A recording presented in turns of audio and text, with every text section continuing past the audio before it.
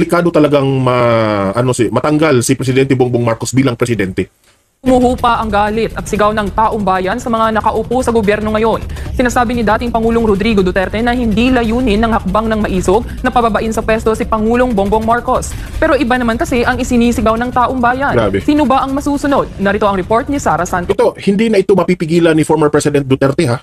Kahit sabihin ni former President Duterte na no, we are not for ousting the president or tanggalin ang Presidenteng Marcos o dapat mag-resign na siya. Oh.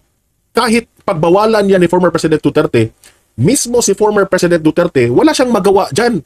Kung ang taong bayan, buong Pilipinas, dahil dumadami na ng dumadami, hindi mo mapipigilan ang taong bayan dahil ang taong bayan po ang pinakapangyarihan po. Ha?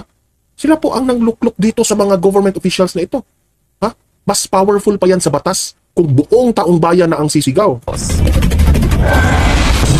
Itong hakbang maisog does not call for the ouster of the President Marcos. It does not call for his resignation. Yan ang nilinaw ni dating Pangulong Rodrigo Duterte sa mismong National Day of Protest at 30 ng Hunyo. Pero ito ba ay sang-ayon o salungat sa nararamdaman ng taong bayan? Consistent naman siya ever since. Pero iba nga ang sinasabi ng tao. There is a disconnect between what he's saying and what the people want. So ang talong dyan ay sinong susundin natin? Tingnan nyo, nangingilabot yung balahibo ko. Alam nyo ba kung bakit? Duterte is pushing na wag tayong maging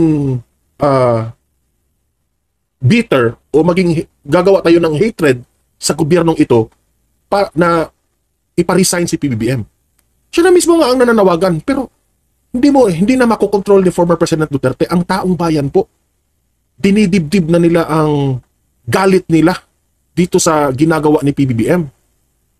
Ako as a vlogger, ngayon, ako mismo ang magsabi sa inyo, mga audience, na you can shout, you can express what you feel kasi demokrasya naman tayo, pero ako ayoko, di ko gusto na si PBBM, mapatalsik siya sa pwesto. Ayoko rin. Kasi it will not look good, no? Na, nagtagumpay tayo dahil napatalsik natin yung presidente. Ako dahil nirerespeto ko yung batas, dahil ang batas po ang nagluklok kay PBBM na maging presidente, nirerespeto ko yung batas. The problem is, ang taong bayan po, binoto itong si PBBM. Binoto para maging presidente. Ngayon, ang sabi ng taong bayan, nabudol sila, hindi ito yung mga reason para binoto namin siya dahil alam naman natin, maraming campaign promises na ginawa itong si PBBM na hindi naman tinutugon, walang nangyari. Tapos ngayon, hindi pa pinakikinggan ang taong bayan.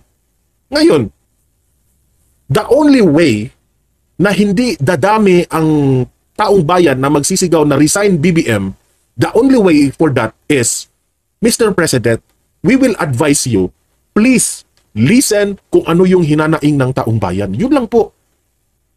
Kaya nga, sabi ko sa aking sarili, delikado itong si Presidente Bongbong Marcos. Kung still, he will ignore these people shouting at the streets. Itong mga nagrarally, kung still i-ignore niya yan, dadami at dadami yan. Kung hindi mo ito papansanin, Mr. President, dadami at dadami yan, tingnan mo. Mismo si Duterte, hindi niya yan makokontrol. Nilinaw ni dating Pangulong Rodrigo Duterte na ang hakbang ng maisog ay hindi kontra ni Numan. Mayroon mang mga panawagan tulad kay Pangulong Bongbong Marcos na bumaba sa pwesto, pero anya, ito ay sentimiento lamang ng taong bayan. Ang taong bayan kung kanino nanggagaling ang kapangyarihan. Ang taong bayan na mas Actually, lilinawin ko. Yung mga taong bayan na nagsisigaw na gusto na nilang mag-resign itong si PBBM, wala ring magagawa ang taong bayan kung hindi magre-resign si PBBM. Pero kung mangyari yung kagaya kay kung matatandaan natin si Presidente Erap Estrada na dumadami talaga yung sabi Erap resign, dumadami talaga. So, napansin ni Erap Estrada na ayaw na ng taong bayan sa kanya, so kusang loob na lang niyang in-understand na parang ayaw na sa akin yung taong bayan magre-resign na lang siya. Nag-resign si Erap Estrada. Di ba? Tapos meron pa ng mga supporters ni Erap Estrada doon. Di ba? Kasi meron din ng mga nagrarally. Pero, ibang sitwasyon yun kay Estrada rin. Meron rin tayong nakikita doon na pinupolitika rin. Okay? Pero ito iba. Iba ito ngayon. Alam niyo ba kung bakit? Nag-start kasi tayo sa magaling na presidente na si Duterte. Tapos, heto ngayon ang pumalit na si PBBM, the people can't help but compare. Nakikita nila ang diferensya sa Duterte administration to the Marcos administration, kaya sila ngayon nagsisigaw. Remember that PBBM promised to continue the good works of President Duterte. Pero hindi yan nafe-feel ng taong bayan. Nasasaktan ang taong bayan every time marinig nila at mapakinggan nila sa mga government officials na nag-iiba yung mga desisyon ni PBBM sa mga campaign promises nila. Nasasaktan ang taong bayan. They can't help sa kanilang sarili but to shout on the streets. Ito yung isinisigaw namin. Nagtatampo kami sa gobyerno. Oh, ganun yung nangyari, Mr. President. Habang may oras pa, Mr. President, you have to do something. Pangyarihan sa mga opisyal ng gobyerno. Parang kailan lang ay sinabi ni dating Chief Presidential Legal Counsel Attorney Salvador Panelo na nakakaroon ng creeping discontent o unti-unting pag-usbong ng negatibong damdamin ng mamamayang Pilipino na posibleng magresulta sa mas malalang problema pagdating ng panahon. Pero ngayon, Sinabi ko na noon, there was a creeping discontent. Ngayon, hindi na creeping. Nandiyan na, kitang-kita na. Lumawak na, lumalim na. Mismo si Panelo ha, siya rin mismo nakapansin rin, lumawak na, Mr. President. Lumawak na, Mr. President. Maawa ka naman, pakinggan mo ang taong bayan.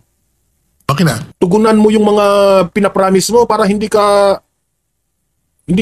magrereklamo ang taong bayan. Kaya mga tao, ibinubulalas na yung kanilang masamang loob. ipinunto rin ni Attorney Panelo na pagdating sa batas ay mayroong isang doktrina na nangingibabaw sa lahat. The welfare of the people is the supreme law. Sa Latin, ang mga katagay, salus populi est suprema lex. The welfare of the people is the supreme law. So kung ang mga tao na siyang nagluklok sa mga inihalal, ang mga tao na siyang lumikha ng gobyerno ay sa kanilang pananaw, paniniwala na ang kapakanan ng taong bayan ay nakaratay na at kinakailangang gawa ng paraan. At pag ang kagustuhan nila ay baliktarin ang ginawa nilang paghalal. Kung gusto po nila na magkaroon ng pagbabago, yan ang pinakamataas na batas. Oh, di ba? Pareha kami ng sentimento ni Panelo. Ang taong bayan po, mas matindi pa yan sa batas. Ang kay Panelo, pinakamataas na batas ang taong bayan. Now, Mr. President, hindi mo pa ba rin papakikinggan yung taong bayan? Tiklop ka pa rin? Sabi nga ng ibang mga political analyst, si PBBM po hindi pinapansin yung nasa ilalim. Ang pinapansin niya, yung mga mataas na mga businessman, mga kung saan saang parte ng bansa, ng mundong ito, doon siya naka-face, pinakikinggan niya yung mga leaders. Pero paano na yung nasa ibaba, yung taong bayan?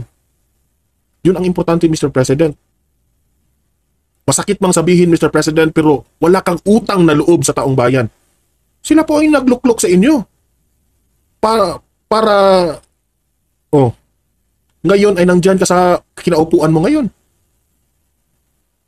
You have to listen, Mr. President. Matatandaan na sabay-sabay na isinagawa ang mga hakbang ng Maisog Peace Rally sa Luzon, Visayas at Mindanao noong 30 Tingnan nyo, ang dami na. ng Hunyo. Tinawag itong National Cebu, Butuan, Sabarm. Tingnan nyo. Negros Oriental. Ayan. Day of Protest. Pero maliban dyan ay nagkaroon Vienna, Austria, Hong Kong. Ayan, ang dami. The same day yan ha. din ng kilos protesta ang ating mga kababayan sa Hong Kong, Japan, France at Republic of Ireland sa parehong araw. Japan. Alam mo, Mr. President, dadami pa ito at dadami pa. Kaya nga, sabi ko, delikado ka, Mr. President. I don't want you, Mr. President, na mapatalsik ka sa pwesto mo. Pero, Mr. President, kung wala kang gagawin dito, kung hindi ka maawa sa taong bayan, kung hindi mo sila